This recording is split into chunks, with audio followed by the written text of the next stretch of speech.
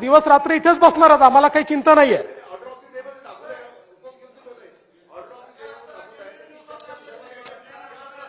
अध्यक्ष महोदय, होणार खरं म्हणजे आमचे नाना या ठिकाणी ड्रग्ज संदर्भात बोलले, मग ओढून ताणून त्याच्यामध्ये त्यांनी गुजरातही आणलं,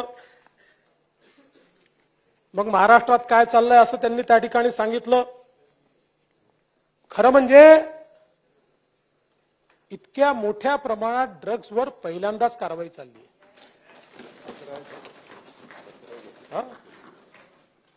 अध्यक्ष महोदय, 24,000हून अधिक आरोपींवर कारवाई करण्यात आली आहे. म्हणजे आपण जर फरक बघितला तर 2020 साली ड्रग्सच्या संदर्भात किती आरोपींवर कारवाई होती? 5,321. आणि मागील वर्षात किती लोकांवर त्या ठिकाणी झालेली आहे? 13,125. आणि आता जर आपण हे सरकार आल्यापासून बघितलं तर 24,000 लोकांवर ड्रग्सची कारवाई आम्ही या ठिकाणी केली आहे. याचं कारण काय आहे?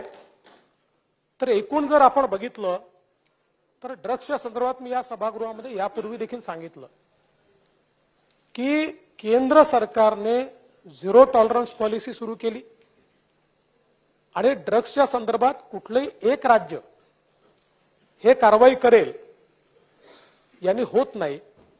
वेगवेगळ्या राज्यांना एकत्रितपणे कारवाई करण्याची गरज आहे. याकरता केंद्र सरकारने त्या संदर्भातली कोऑर्डिनेशनची बैठक घेतली. आता राज्य एकमेकाला त्या ठिकाणी आपली इन्फॉर्मेशन जी आहे ती इन्फॉर्मेशन शेअर करताय आणि म्हणून मोठ्या प्रमाणात ड्रग्जवर कारवाई ही या ठिकाणी चाललेली आहे. खरं म्हणजे नानाभाऊ म्हणाले पोलीस पदे रिक्त आहेत. मी या सभागृहात यापूर्वी देखील सांगितलं अभूतपूर्व भरती केली आहे. पण अभूतपूर्व 23,000ची भरती झाली आहे. हा रेकॉर्ड आहे. म्हणजे आज आपल्याकडे या ठिकाणी त्यांना प्रशिक्षण देण्याकरता प्रशिक्षणाची व्यवस्था दुप्पट करावी लागली. कारण नुसती भरती करून होत नाही. जे भरती करून येतात त्यांना प्रशिक्षण द्यावं लागतं. त्यांच्या प्रशिक्षणाकरता आता व्यवस्था मोठ्या प्रमाणात आपण उभी केली आहे. आमचे रवींद्र वायकरजी या ठिकाणी म्हणाले 1976 पासून आपला आकृतीबंध आहे, आता लोकसंख्या वाढली आहे. रवींद्र वायकरजी म्हणाले ते खरं आहे आणि म्हणून पहिल्यांदा 1976 नंतर हे सरकार आहे ज्या सरकारने पोलिसांचा नवीन आकृतीबंध तयार केला. आता 1976च्या आकृतीबंधावर नाही 2023च्या आकृतीबंधावर यापुढे काम होणार आहे. ज्या आकृतीबंधामध्ये 2 पोलीस स्टेशनमध्ये अंतर किती असलं पाहिजे, प्रत्येक पोलीस स्टेशनमध्ये कुठले युनिट असले पाहिजे, त्या युनिटमध्ये किती लोक असले पाहिजे, लोकसंख्येमागे पोलिसांचे नॉर्म्स काय असले पाहिजे. 76 नंतर पहिल्यांदा या सरकारमध्ये आपण सगळ्या नव्याने, कारण आपली आव्हानही 76 नंतर बदलली आहेत. आज डिजिटायझेशनमुळे स्ट्रीट क्राईमपेक्षा सायबर क्राईम एक मोठं आव्हान झालंय. 76 साली फायनान्शियल क्राईम्स हा विषय नव्हता. आता ईओडब्ल्यू हा एक आपला अतिशय प्रमुख विभाग झालेला आहे आणि म्हणून ही बदलती परिस्थिती लक्षात घेता आता आपण या ठिकाणी नव्याने नवीन आकृतीबंध हा या ठिकाणी तयार केलेला आहे. आणि खरं म्हणजे आता अनेक गोष्टी या ठिकाणी सांगता येतील, पण एकूणच एनसीआरबीचा अहवाल आता खरं म्हणजे जयंतराव देखील गृहमंत्री राहिलेत आणि अनिल बाबू देखील गृहमंत्री होते. किमान तुम्हाला तरी एनसीआरबीचा अहवाल कसा वाचला पाहिजे माहिती अशी अपेक्षा होती माझी की तुम्हाला तरी माहिती असेल की एनसीआरबीचा अहवाल कसा वाचला पाहिजे. पण दुर्दैवाने मला असं वाटतं की त्या ठिकाणी कदाचित राजकीय हेतूने बोलायचं असेल किंवा एनसीआरबीचा अहवाल कसा वाचायचा हे माहिती नसलं तर आज मी ते सांगतो आपल्याला की तो कसा वाचला पाहिजे. या ठिकाणी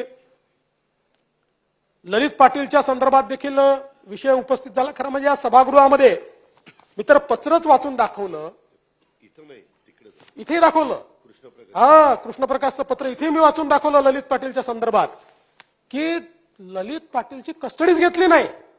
मग जे कृष्णप्रकाशच्या लक्षात आल्यानंतर कृष्णप्रकाशने राज्य सरकारला पत्र लिहिलं की हायकोर्टात जाऊन 4 पानी पत्र आहे की बाबा हायकोर्टात जाऊन ही कस्टडी आपण मागितली पाहिजे, त्याशिवाय या गुन्ह्यातनं काही बाहेर येणार नाही. साहेब, राज्य सरकारने त्याच्यावर उत्तरच दिलं नाही, परवानगीच दिली नाही. आणि तरी देखील ललित पाटीलचे विषय या ठिकाणी उपस्थित होत आहेत. त्यामुळे मुळातच जे काही विषय या ठिकाणी येत आहेत, आता खरं म्हणजे अध्यक्ष महोदय, आपण जर बघितलं तर गेले 2-3 अधिवेशनं हरवलेल्या मुली किंवा हरवलेल्या स्त्रिया किंवा या ठिकाणी अपहरण झालेल्या स्त्रिया याचा विषय सातत्याने या ठिकाणी येतोय.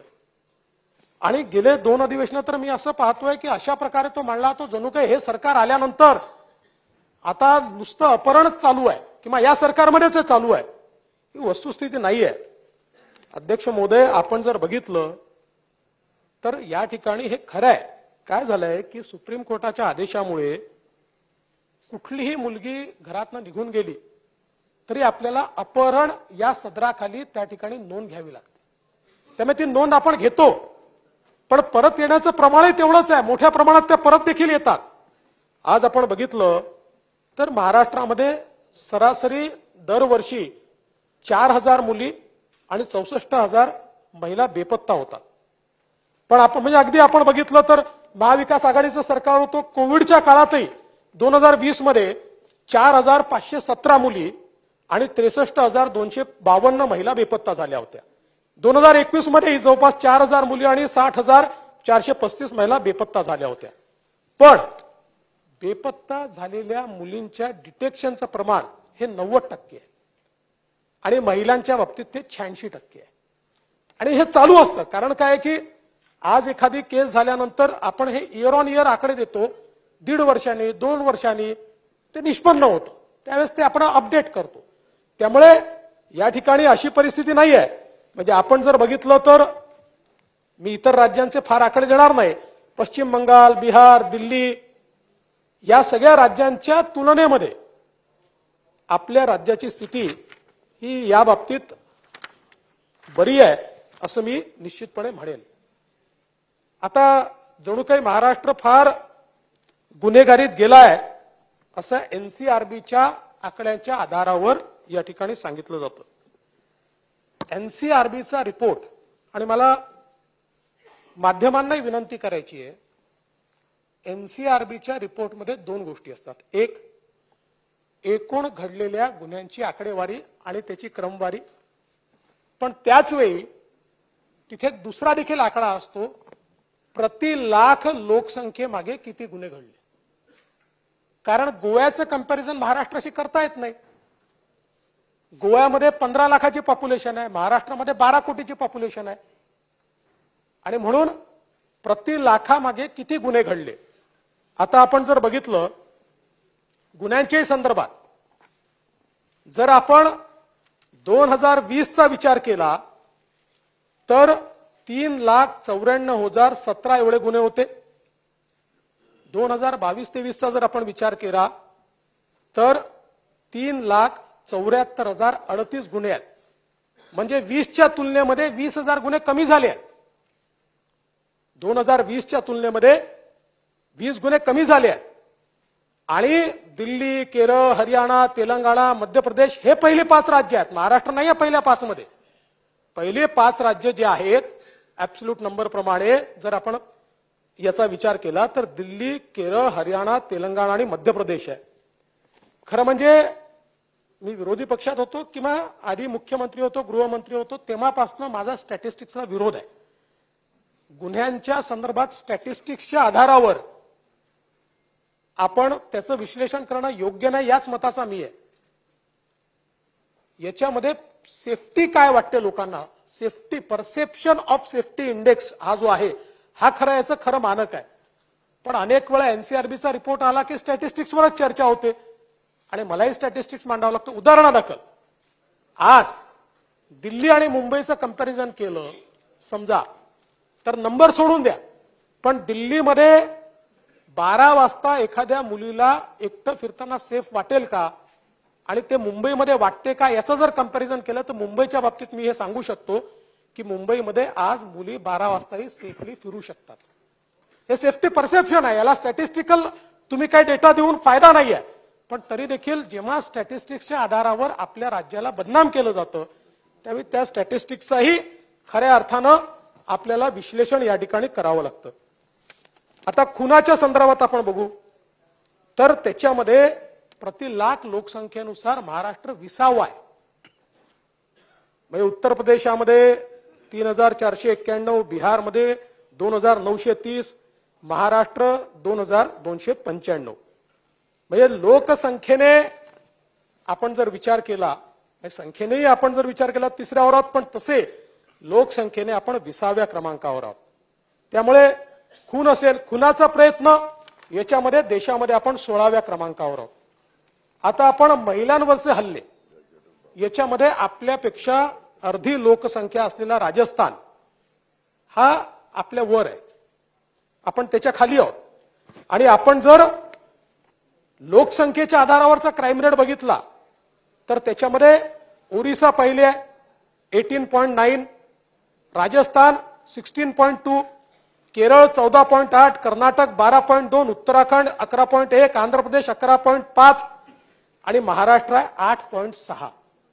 त्यामुळे या सगळ्या राज्यांच्या तुलनेमध्ये आपण जर बघितलं तर याही संदर्भात महाराष्ट्र पाठीमागे आहे. बलात्काराचा जर आपण विषय घेतला, आता एक जरी बलात्कार झाला तरी तो आपल्याला भूषणावं नाहीच आहे, मी काही समर्थन करत नाहीये. आणि बलात्कार होतात ही वस्तुस्थिती आपल्याला नाकारता येणार नाही, त्याच्याविरुद्ध कठोर पावलं उचलली गेली पाहिजे, याच्यात दुमत असू शकत नाही. पण जी परिस्थिती रंगवली जाते की जणू काही महाराष्ट्रात खूप बलात्कार होत आहेत आणि महाराष्ट्रातली कायदा आणि सुव्यवस्था बिघडलेली आहे. आज बलात्कारामध्ये महाराष्ट्र 16व्या क्रमांकावर आहे. उत्तराखंड 15.4, उत्तर प्रदेश 15.4, राजस्थान 13.8, हरियाणा 12.7, हिमाचल प्रदेश 9.8, अरुणाचल प्रदेश 9.8, गोवा 9.4, छत्तीसगड 8.3, मध्य प्रदेश 7.3, झारखंड 6.8, ओरिसा 6.4, महाराष्ट्र 4.8. त्यामुळे महाराष्ट्र हा 16व्या क्रमांकावर या ठिकाणी आहे.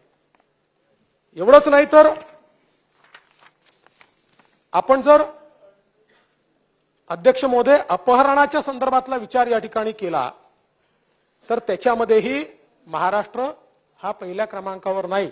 कोणीतरी म्हणाला बिहारपेक्षा जास्त अपहरण महाराष्ट्रामध्ये, हे खरं नाही.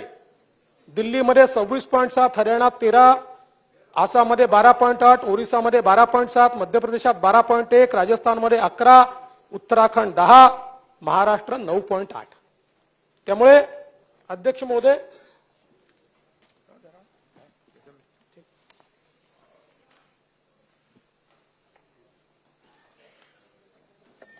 महोदय हे देखील सत्य नाही.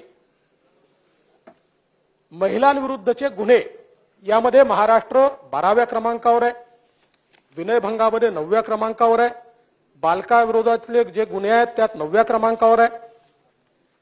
आणि म्हणून अनेक वेळा माध्यमांमध्ये देखील आम्हाला वाचायला मिळतं की महाराष्ट्र महिलांकरता सर्वाधिक असुरक्षित आहे. ही वस्तुस्थिती नाही आहे. महाराष्ट्र हा अतिशय सुरक्षित अशा प्रकारचं राज्य आहे. आता जयंतरावांनी त्या ठिकाणी रायट्सच्या संदर्भातला विषय मांडला.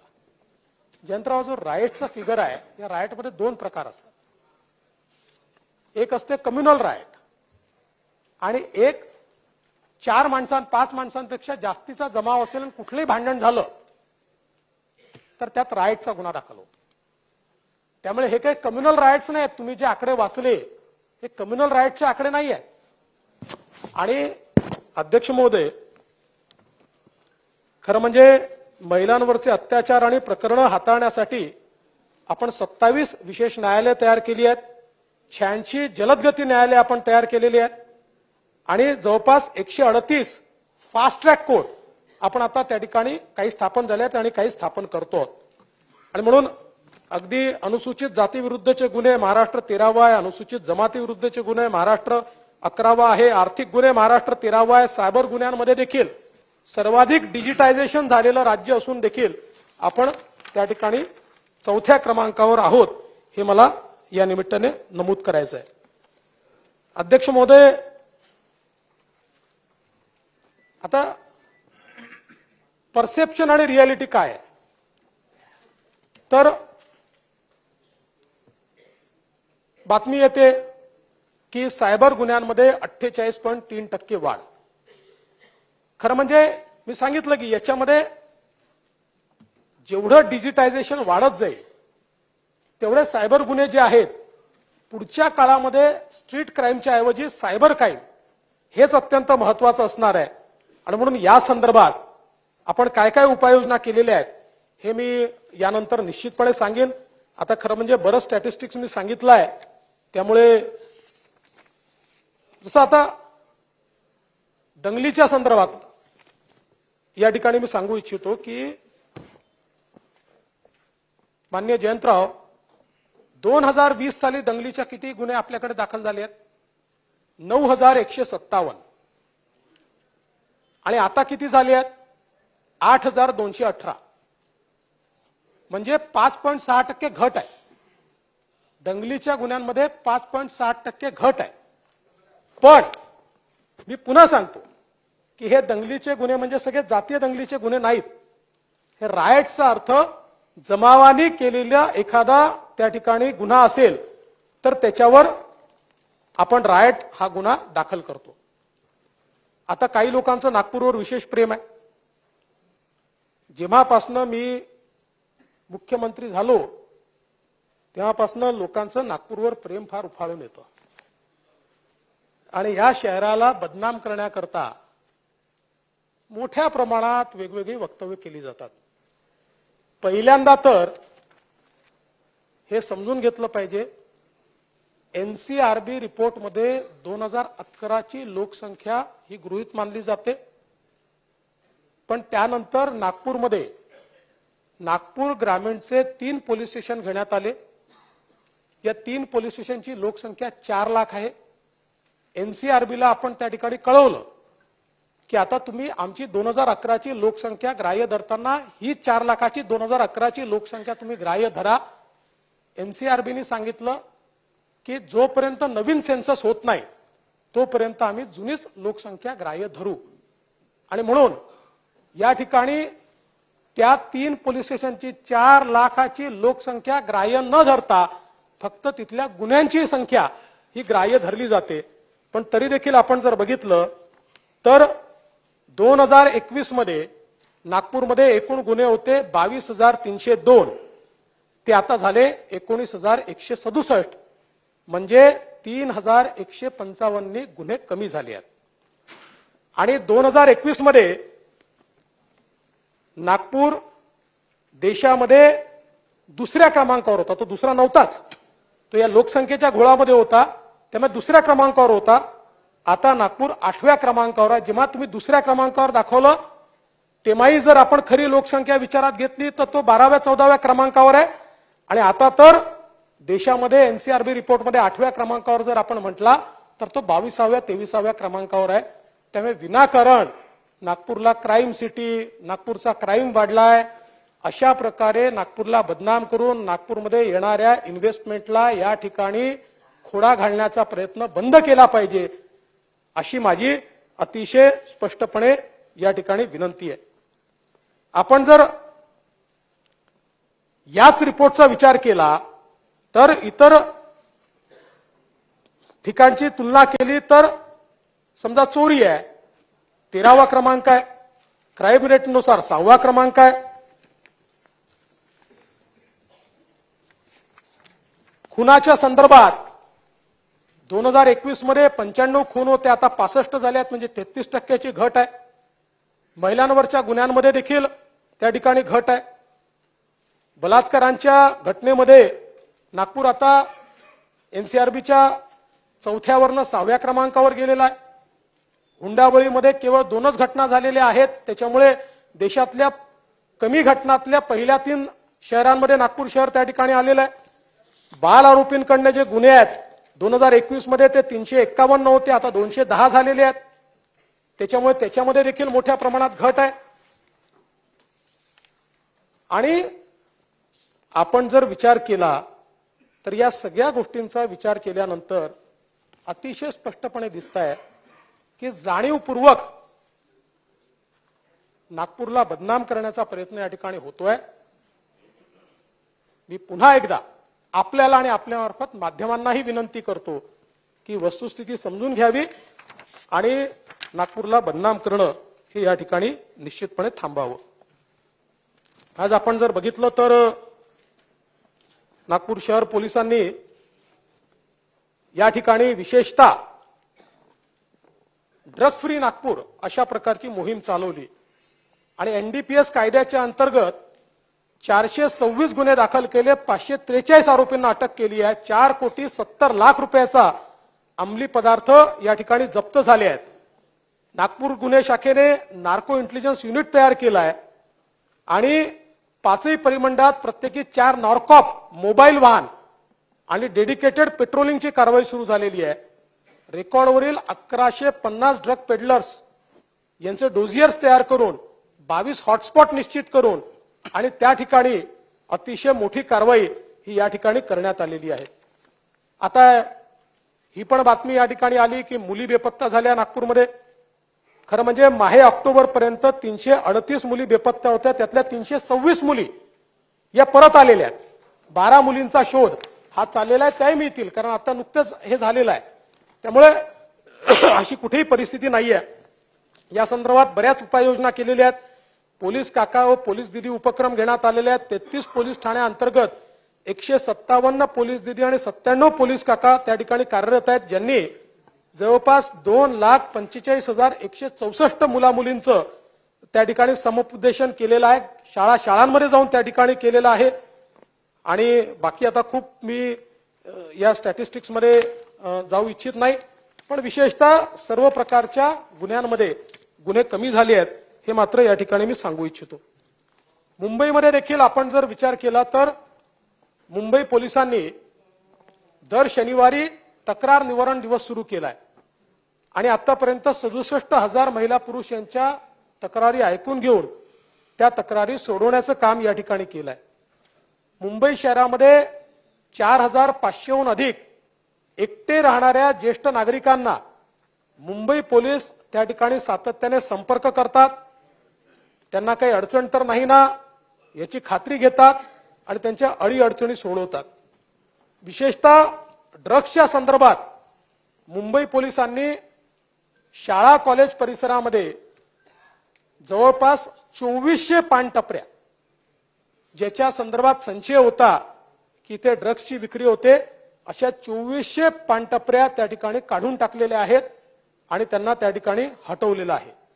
यासोबत महिलांविषयक गुन्हे हे मुंबईमध्ये एकूण गुन्हे तर कमी झालेच आहेत, पण या गुन्ह्यांपैकी 91% गुन्हे हे मुंबई पोलिसांनी उघडकीस आणले आहेत आणि अल्पवयीन मुलींच्या संदर्भात 97% गुन्हे हे त्या ठिकाणी उघडकीस आणण्याचं काम हे मुंबई पोलिसांनी केलेलं आहे. महिला आणि लहान बालकांमध्ये जागृती करण्याकरता विविध उपाययोजना या ठिकाणी घेण्यात आलेल्या आहेत आणि विशेषतः आपण जी 1930 हेल्पलाईन सुरू केली आहे त्या हेल्पलाईनच्या माध्यमातून 21 कोटी रुपये वेगवेगळ्या बँक खात्यांमध्ये योग्य वेळी गोठवून, क्रेडिट कार्ड फ्रॉड झाला असेल किंवा वेगवेगळ्याचे फ्रॉड झाले असतील, जशी माहिती आली तसे ते पैसे गोठवल्यामुळे ते पैसे वाचवण्याचं काम हे मुंबई पोलिसांना त्या ठिकाणी करता आलंय. जवळपास 4,000 किलो ड्रग्स हे मुंबई पोलिसांनी या ठिकाणी त्याच्यावर कारवाई केली आहे आणि ते जप्त केलेले आहेत आणि जप्त केलेले ड्रग्स हे आपण त्या ठिकाणी नष्ट करतो, ती कारवाई देखील मोठ्या प्रमाणात आपण या ठिकाणी केलेली आहे. यासोबत विरोधी पक्ष नेते ड्रग्सच्या कारखाने वगैरे याच्यावर बोलले, ही वस्तुस्थिती आहे. मोठ्या प्रमाणात हे कारखाने आढळून येत आहेत. पण पुन्हा मी जर राजकीय बोलायचं ठरवलं विरोधी पक्ष नेते, ललित पाटीलचा कारखाना कधी सुरू झाला माहिती आहे? 2020 साली 2020 साली त्याचा कारखाना सुरू झालाय. त्यामुळे आता ललित पाटीलवर मी इतकं या ठिकाणी सगळं बोललो आहे, त्यामुळे फार त्याच्यावर काही मी बोलत नाही. पण वेगवेगळ्या प्रकारे कोणी कोणी मदत केली, कशी केली, या सगळी माहिती या ठिकाणी आहे. आता तो कुठे होता, काय होता, या सगळ्या गोष्टी आपल्याला कल्पनाच आहे. पण मला सांगायचं आहे की अंमली पदार्थांना वर आळा घालण्याकरता आपण नार्को कोऑर्डिनेशन सेंटर एनकॉर्डची स्थापना केली आहे. ही आता नॅशनल लेव्हलवर केली आहे आणि स्टेट लेव्हलवर मुख्य सचिवांच्या अध्यक्षतेत आणि जिल्ह्यामध्ये जिल्हाधिकाऱ्यांच्या अध्यक्षतेखाली काय कारवाई पोलिसांनी केली याचा नियमित आढावा घेण्याकरता एक फॉर्मल स्ट्रक्चर आता तयार झालेलं आहे. आणि त्या स्ट्रक्चरचं काम हे आहे, त्यांनी आढावाही घ्यायचा आहे आणि कोणते कोणते विभाग याच्यामध्ये मदत करतात, करत नाही याची माहिती देखील ही त्यांनी त्या ठिकाणी घ्यायची आहे. आणि म्हणून आपण जर बघितलं तर या ठिकाणी गेल्या एका वर्षामध्ये त्याच्या आदल्या वर्षीच्या तुलनेमध्ये आपण केलेली जी कारवाई आहे 1167 ने जास्त कारवाई आहे. एवढ्या मोठ्या प्रमाणात आपण कारवाई सुरू केलेली आहे.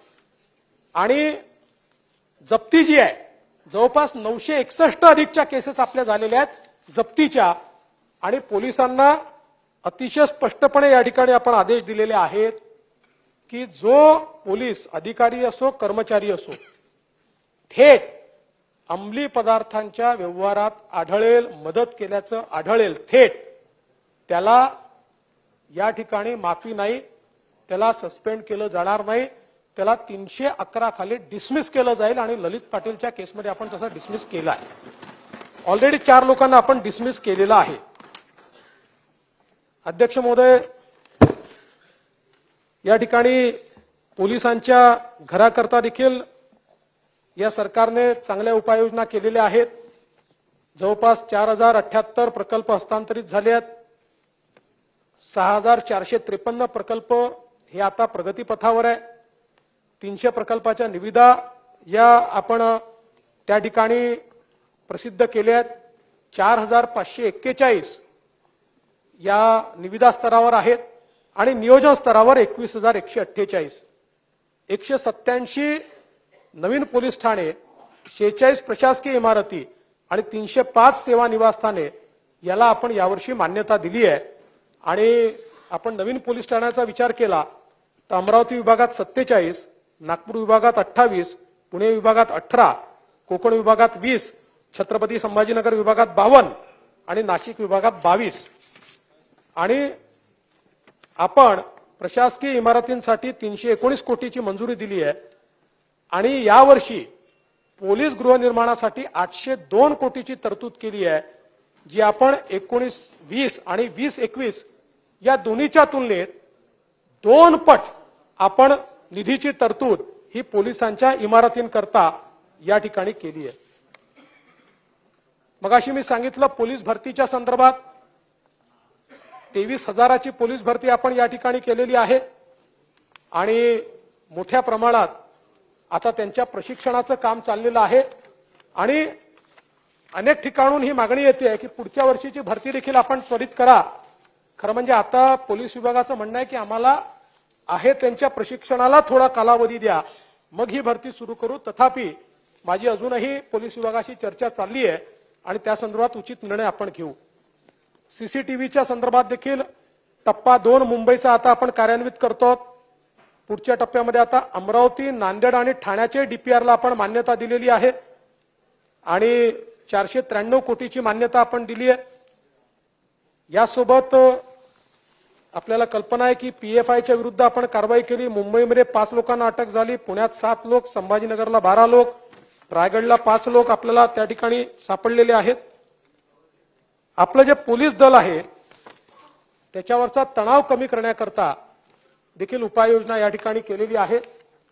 वेगवेगळ्या प्रकारे आपला प्रयत्न आहे की पोलिसांना 8 तासाची ड्युटी द्यावी आणि बऱ्याच ठिकाणी आता आपण ते सुरू केलेलं आहे. 8 तासाची ड्युटी आपण पोलिसांना देण्याचा प्रयत्न करतो. अर्थात पूर्ण सरसकट लगेच ते शक्य होत नाहीये, पण मोठ्या प्रमाणात ते काही ठिकाणी आपण सुरू केलेलं आहे आणि हळूहळू सगळीकडे पोलिसांना 8 तासाची नियमित ड्युटी कशी करता येईल अशा प्रकारचा आपला प्रयत्न हा त्या ठिकाणी आहे. 55 वर्षावरील पोलीस अंमलदार आणि शारीरिकदृष्ट्या सक्षम नसलेल्या पोलीस अंमलदारांना तर आपण त्यांच्या विनंतीप्रमाणे 8 तास कर्तव्य आणि 16 तास आराम अशा प्रकारे आपण त्यांना ती ड्युटी देतो आहोत. आणि वेगवेगळ्या प्रकारे पोलिसांच्या त्यांच्या आरोग्याची काळजी घेण्याकरता त्यांची नियमित तपासणी करण्याच्या संदर्भात वेगवेगळ्या प्रकारचे निर्णय आपण या ठिकाणी घेतलेले आहेत. महाराष्ट्र पोलीस कुटुंब कल्याण योजनेच्या अंतर्गत 27 आकस्मिक आणि 5 गंभीर आजारांवर मोफत उपचार आपण त्या ठिकाणी करतो. आणि पोलिसांसाठी विविध सांस्कृतिक कार्यक्रम, आता सगळ्यांची यादी मी या ठिकाणी वाचत नाही, ही आपण केलेली आहे, हे देखील मी आपल्या लक्षात आणून देतो. साधारणपणे मागच्या काळामध्ये आपण मराठा आंदोलनातील खटले मागे घेण्याच्या संदर्भातली एक घोषणा केली होती आणि त्यातले किती खटले परत घेतले हा देखील एक मुद्दा सातत्याने समोर येत असतो. एकूण 548 केसेस दाखल झाल्या होत्या. पोलीस महासंचालकाच्या स्तरावर फायनल झालेल्या केसेस आहेत 175. शासनाकडे शिफारस झाली आणि शासनाने मागे घेतलेल्या केसेस आहेत 324. शासनाने अमान्य केलेल्या केसेस आहेत 2. न्यायालयातनं प्रत्यक्ष मागे घेण्यात आलेल्या आहेत 286. न्यायालयाच्या मध्ये प्रलंबित आहेत 23 आणि नुकसान भरपाई न दिल्यामुळे प्रलंबित आहेत 10. म्हणजे एकूण जवळपास 90% पेक्षा जास्त ही कारवाई पूर्ण झाली आहे. 47 खटले मात्र असे आहेत की जे कुठल्याच निकषात बसत नाहीत, त्यामुळे त्याच्यावर कुठलीही कारवाई ही राज्य सरकारने केलेली नाही. अन्यथा मला असं वाटतं की घेतले, ते पण घेतले, त्याची आकडेवारी, त्याची मागच्याच वेळेस आकडेवारी दिली आहे मी, तेही घेतले आहेत. करू, आपण चेक करू. काही मुद्दे या ठिकाणी आले की बीड जिल्ह्यामध्ये अनुसूचित जातीच्या स्त्रीच्या कुटुंबासमोर विनयभंग झाला. तर या संदर्भात निश्चितपणे ही जी काही घटना आहे, मी घटनेच्या डिटेलमध्ये जात नाही, परंतु या संदर्भात एसआयटी तयार करण्यात आलेली आहे आणि एसआयटी तयार करून त्याच्यावर कारवाई ही आपण करतो आहोत. अजून काही घटना या ठिकाणी आल्या. रामटेकची घटना आहे, त्या संदर्भात मी एवढंच सांगू इच्छितो की कुठल्याही प्रकारे ही जी काही घटना त्या ठिकाणी घडलेली आहे की रामटेकवरनं शोभायात्रा पाहून येत असताना त्या ठिकाणी एका दलित तरुणाचा मारहाणीमध्ये मृत्यू झालेला आहे. पण याला कम्युनल अँगल कुठलाही नाहीये. याची संपूर्ण चौकशी झाली आणि त्याच्यामध्ये त्यांच्या आईवडिलांनी देखील आपलं स्टेटमेंट नोंदवलेलं आहे आणि मुळामध्ये त्याच्यावर सगळी कारवाई देखील केली आहे. त्या कुटुंबाला मदत देखील या ठिकाणी आपण केलेली आहे. एक गोष्ट अजून लक्षात घेतली पाहिजे की गेल्या काही वर्षांपासून सेक्स्टॉर्शन सारखे गुन्हे देखील मोठ्या प्रमाणात या ठिकाणी उघडकीस येत आहेत. आणि जर आपण एनसीआरबीचा अहवाल बघितला तर सायबर क्राईम मध्ये विशेषतः आपल्याला जी काही वाढ दिसते आहे आणि अशा प्रकारचे जे सायबर रिलेटेड गुन्हे आहेत किंवा मोबाईलचा उपयोग करून जे काही गुन्हे होत आहेत, अशा प्रकारच्या गुन्ह्यांवर आळा आणण्याकरता आपण एक महाराष्ट्र सायबर अशा प्रकारचा प्रोजेक्ट हातामध्ये घेतलाय. 837 कोटी रुपयाचा प्रोजेक्ट आहे. हा जो काही प्रोजेक्ट आहे हा एक आपण अतिशय डायनामिक प्लॅटफॉर्म या ठिकाणी तयार करतो आहोत की ज्याच्यामध्ये सर्व प्रकारच्या बँका, NBFCs, financial institutions, social media, हे जे आपले सगळे साईट्स आहेत त्या, असं सगळ्यांना आपण एकत्रितपणे त्याच्यावर करतो आणि कुठलाही गुन्हा घडला तर क्विक रिस्पॉन्स आपल्याला देता येईल अशा प्रकारचा एक एलिट फोर्स या माध्यमातून आपण तयार करतो. माझा अंदाज असा आहे की पुढच्या 3 ते 4 महिन्यामध्ये आपण या संदर्भातली कारवाई म्हणजे ही पूर्ण करू शकू आणि एक अतिशय डायनामिक अशा प्रकारचा हा आपण प्लॅटफॉर्म तयार करू. महाराष्ट्रामध्ये एकूण 48 सायबर पोलीस स्टेशन्स आता कार्यरत आहेत आणि 44 सायबर लॅब सुरू करण्यात आलेले आहेत की ज्याच्या माध्यमातून मोठ्या प्रमाणात आपल्याला डिटेक्शन मध्ये देखील त्या ठिकाणी फायदा होतो. एक लॉटरीच्या संदर्भात वगैरे देखील या ठिकाणी मुद्दे झाले. तर म्हणजे ऑनलाईन लॉटरी असेल किंवा ऑनलाईन गेमिंग असेल, या संदर्भात दोन प्रकार आहेत. एक जे लोक मान्यतेने करतायत आणि काही लोक चुकीच्या पद्धतीने करतायत. ज्या आता आपल्याला अनेक वेळा हे टीव्हीवर ऍड्स पाहायला मिळतात. विशेषतः आयपीएलच्या काळामध्ये तर खूप वेगवेगळे ऍड्स पाहायला मिळतात. अर्थात त्याही संदर्भात मी मागे देखील बोललो की एक ऍडिक्शन लोकांचं तयार होत आहे. जरी आता त्याच्यामध्ये लिमिटेड पैसे लावता येतात. एका अकाउंटवरनं तुम्हाला एका लिमिटपेक्षा जास्त पैसे त्याच्यात लावता येत नाही. पण लोक वेगवेगळे अकाउंट उघडतात, त्याच्यातनं ते खेळ करतात आणि म्हणून त्याच्या संदर्भात मला असं वाटतं की थोडी काळजी आपल्याला ही घेण्याची आवश्यकता आहे. पण आज यातला मुख्य प्रश्न एवढाच आहे की हे सगळं डिजिटल आहे आणि यातल्या काही ज्या इलिगल चालणाऱ्या अशा प्रकारचे बेटिंग आहे हे डार्क नेटच्या माध्यमातून त्या ठिकाणी चालतं. मला हा विश्वास आहे की एकदा आपला सायबर प्लॅटफॉर्म तयार झाला तर आपण मोठ्या प्रमाणात याच्यावर आळा आणू शकू. पण मला असं वाटतं की याचं विनियमन करण्याच्या संदर्भात कायदा करण्याची आवश्यकता आहे. पण तो राज्य सरकारने करून त्याचा कितपत फायदा होईल ही माझ्या मनात शंका आहे. त्यामुळे आम्ही केंद्र सरकारला विनंती करणार आहोत की अशा प्रकारचे हे जे काही चाललेलं आहे याच्या विरुद्ध केंद्र सरकारनेच पुढाकार घेऊन याचं विनियमन करण्याच्या संदर्भातला एखादा कायदा हा सुरू केला पाहिजे. अध्यक्ष महोदय, या संदर्भात गुन्ह्यांच्या संदर्भात मी ऑलरेडी सांगितलेलं आहे. यासोबत काही अजून वैयक्तिक मुद्दे आलेले आहेत. त्या जे काही सभासद आहेत त्यातले बरेच लोक उपस्थिती नाही आहेत. त्यामुळे त्यांना मी निश्चितपणे त्यांचे जे मुद्दे आहेत ते मुद्दे लेखी मुद्दे त्यांना मी निश्चितपणे पाठवील. खरं म्हणजे जयंतरावांनी बोलताना 2-3 गोष्टींचा उल्लेख केला. पहिल्यांदा तर जयंतराव तुम्ही म्हणालात भारत राममय होणार, जणू राम अवतरणार अशा प्रकारची परिस्थिती आहे. साहेब, राम नसते तर तुमचं तरी अस्तित्व राहिलं असतं का? तुम्ही राजारामांमुळे अवतरले इथे. तुमचा अवतार राजारामांमुळे आहे. त्यामुळे तुम्ही तरी आता या संदर्भात बोलू नये. हा पाठिंबा आहे ना? हा, मग काय हरकत नाही. हे रेकॉर्डवर घ्या, सगळा पाठिंबा आहे, काय अडचण नाही. माझ्या ऐकण्यात काही चूक झाली असेल. नाही, मी ऐकलं तुमचं, स्वतः मी टीव्हीवर बसून तुमचं ऐकत होतो. म्हणजे ज्यावेळेस तुम्ही हे सांगितलं की वैनगंगा नळगंगा, जयंतराव मी हात जोडून आपल्याला सांगतो, वैनगंगा नळगंगाच्या सगळ्या ज्या काही फॉर्मॅलिटीज होत्या त्या ज्यावेळेस मी मुख्यमंत्री होतो त्यावेळेसच आम्ही पूर्ण केल्या होत्या. त्याच्यानंतर काही काळ आपण मंत्री होता, आपली मनापासून इच्छा असेल, पण आपल्या मंत्रिपदाच्या काळामध्ये दुर्दैवाने तो प्रकल्प कॅबिनेटपर्यंत येऊ शकला नाही. आता नवीन सरकार आल्यानंतर मला माहिती आहे, म्हणजे तुमची इच्छा होती, पण काय अडचणी होत्या त्या तुमच्याशी माझी चर्चा झाल्यानंतर मलाही अवगत आहेत.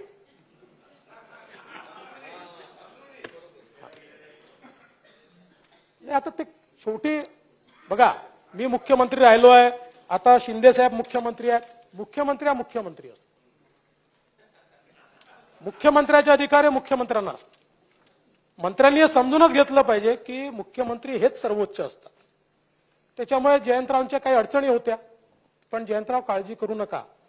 नवीन सरकार आल्यानंतर कॅबिनेटची मान्यता घेतली, त्याच्यानंतर MWRRA पर्यंत आपण गेलो. MWRRAने आपल्याला डिपेंडेबिलिटीच्या संदर्भात निर्णय घ्यायला सांगितला, तोही आपण कॅबिनेटमध्ये आणलेला आहे. तो निर्णय घेऊन आपण दिल्याबरोबर त्याला MWRRA मान्यता देईल आणि त्यानंतर मग आपण त्याची टेंडर काढू.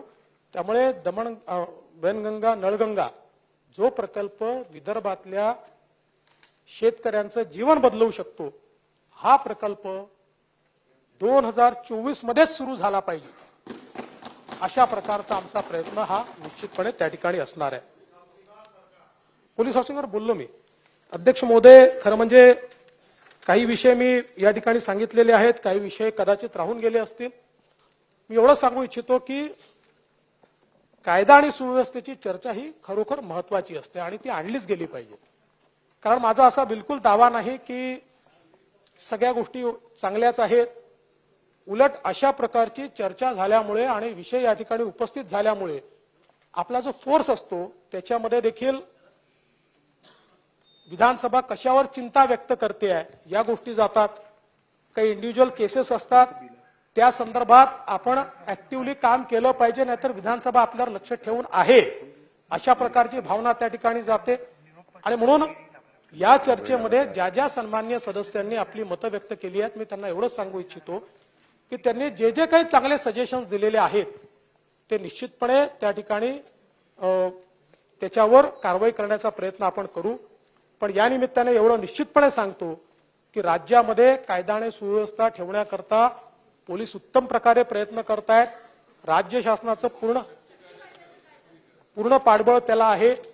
शक्ती कायद्याच्या संदर्भात मी मागच्याच काळात याच अधिवेशनामध्ये त्या संदर्भातली माहिती दिलेली आहे की शक्ती कायद्यामध्ये जवळपास केंद्र सरकारच्या अनेक कायद्याचा अधिक्षेप होतोय आणि तो अधिक्षेप होत असल्यामुळे आपल्या इथे जी ज्युडिशियल सिस्टीम आहे, क्रिमिनल जस्टिस सिस्टीम आहे, ती सुप्रीम कोर्टाच्या आदेशाने चालते. म्हणजे सुप्रीम कोर्टाचे जे निर्णय असतात त्याच्या आधारावर आपण ती चालवतो. त्यामुळे त्यांनी वेळोवेळी जो रेशिओ सेट केलाय त्या रेशिओवर जर आपण अधिक्षेप करत असलो तर त्यातनं अनेक अडचणी निर्माण होतात आणि म्हणून ते वेगवेगळ्या सेंट्रल गव्हर्नमेंटच्या डिपार्टमेंट्सकडे गेलेले आहेत. त्याच्यावर त्यांचंही काम चाललेलं आहे. दरम्यानच्या काळात केंद्र सरकारने 2 नवीन कायदे म्हणजे आयपीसीला रिप्लेस करणारा कायदा आणि सीआरपीसीला रिप्लेस करणारा कायदा आणला. त्यामुळे आता आपण जो दिलेला कायदा आहे त्या कायद्याचं या नवीन कायद्यांवर काय परिणाम होतो त्याचंही असेसमेंट घेणं चाललंय. अगदी आपल्या आधी जे आंध्रांनी कायदा केला तोही कायदा अजून मंजूर झालेला नाही, तोही केंद्राकडेच आहे. माननीय मुख्यमंत्री महोदय आणि मी 2 वेळा गेलो त्यावेळेस आम्ही त्या संदर्भातली चर्चा केलेली आहे. त्यांनी आम्हाला आश्वस्त केलंय की यातल्या ज्या त्रुटी आहेत त्या त्रुटी दूर करून आम्ही त्याला मान्यता देऊ. मी अध्यक्ष महोदय जे काही या ठिकाणी विषय उपस्थित झाले होते त्याच्यावर बोलण्याचा प्रयत्न केलाय. मी सभागृहाचे आभार मानतो आणि माननीय मुख्यमंत्री महोदय देखील या संदर्भात काही विषय अन्य जे विषय आहेत त्याच्यावर मार्गदर्शन करणार आहेत. उत्तर नाही घेत राईट टू रिप्लाय